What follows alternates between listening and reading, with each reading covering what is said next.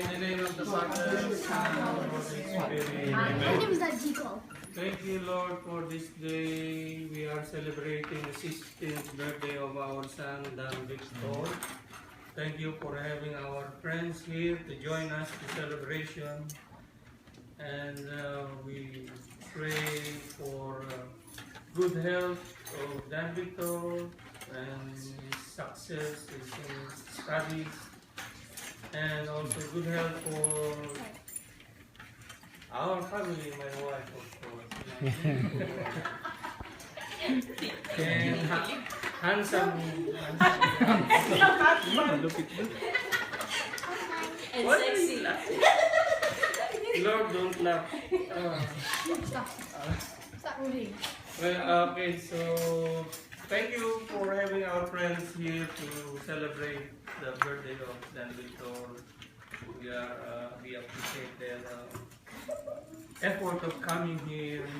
I'm sure they are very hungry now. So, bless all, Lord, this gift we are about to receive from thy bounty through Christ our Lord. Amen. Happy birthday to you. Happy birthday to you. Happy birthday, dear Dad.